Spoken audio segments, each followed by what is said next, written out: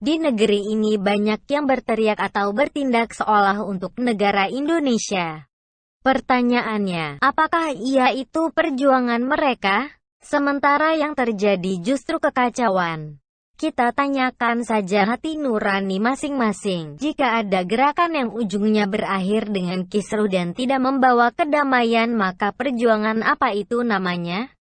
Atau bisa juga kita tanyakan apa yang diperjuangkan sebenarnya. Untuk Indonesia, NKRI jelas harga mati. Seperti juga Pancasila yang menjadi ideologi, dan UUD 1945 sebagai dasar negara. Tidak ada alasan apapun yang bisa menjadi bargaining atau tawar-menawar untuk ini.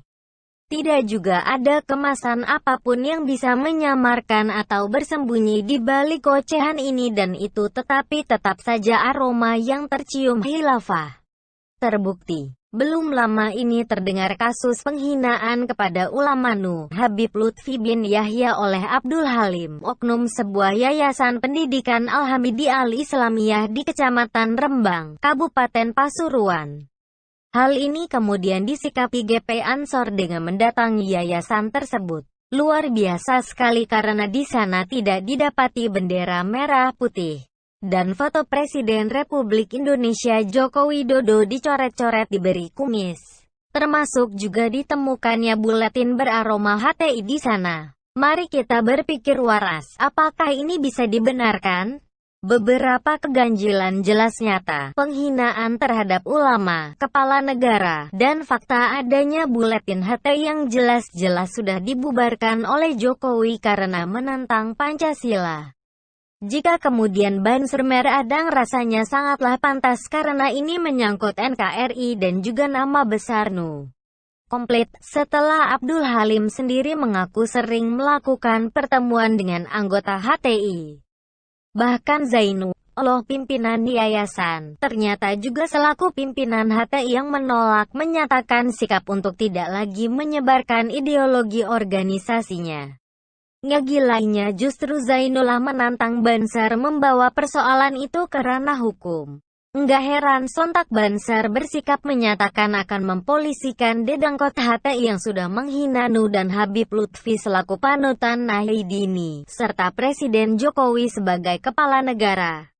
Apa dipikirnya mentang-mentang ada aroma agama dan ngaku berjuang bela agama lalu HTI bisa menyembunyikan jati diri bahwa ideologi khilafah sebenarnya yang diperjuangkan mereka.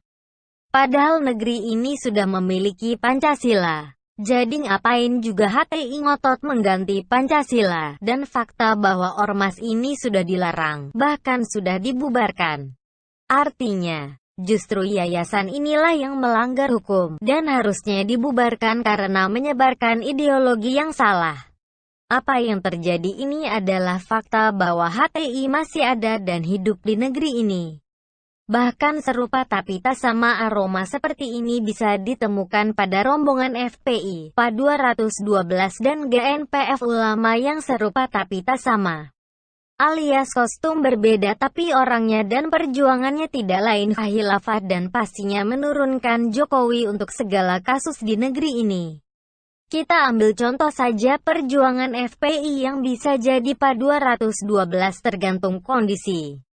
Di dalam berbagai kesempatan kelompok ini masih terus berjuang memulangkan Bang Thoyib dan berhalusinasi seakan ia dilarang balik lalu dibumbui seolah ada bentuk kriminalisasi ulama. Lucu. Justru kepulangan Thoyib sangat ditunggu karena sudah 3 kali lebaran. Lalu apakah jika ulama terlibat kasus hukum berarti tidak bisa diproses karena itu berarti kriminalisasi?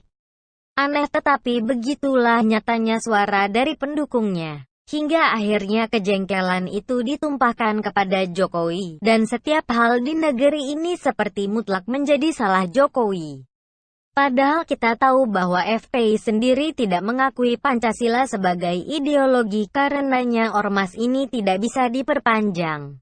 Sedangkan PA 212 hanyalah baju ganti FPI, seperti juga GNPF ulama.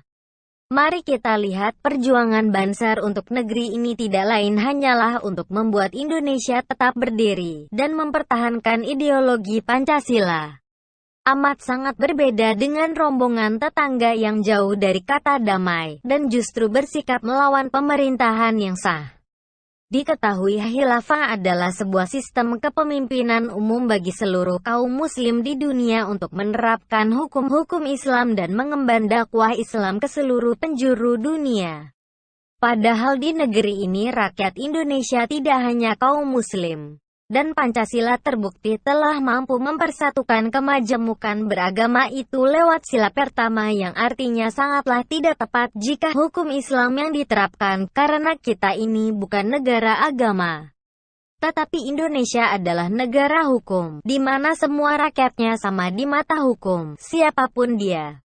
Di dalam perjalanannya pun Banser telah banyak berbuat untuk NKRI.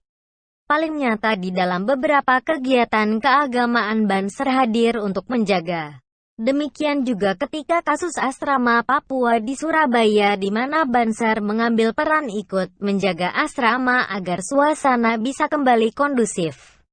Jangan kita terkecoh dengan kelompok-kelompok yang seolah agamais tetapi nyatanya ingin menghancurkan Indonesia dengan menegakkan ideologi khilafah. Karena kita tidak mau Indonesia yang damai ini menjadi binasa seperti Timur Tengah. Jadi sudah seharusnya kita mengapresiasi kesetiaan dan perjuangan Banser untuk negeri ini. Rekam jejak menjadi catatan sejarah yang tidak bisa diingkari perjuangan Banser untuk NKRI.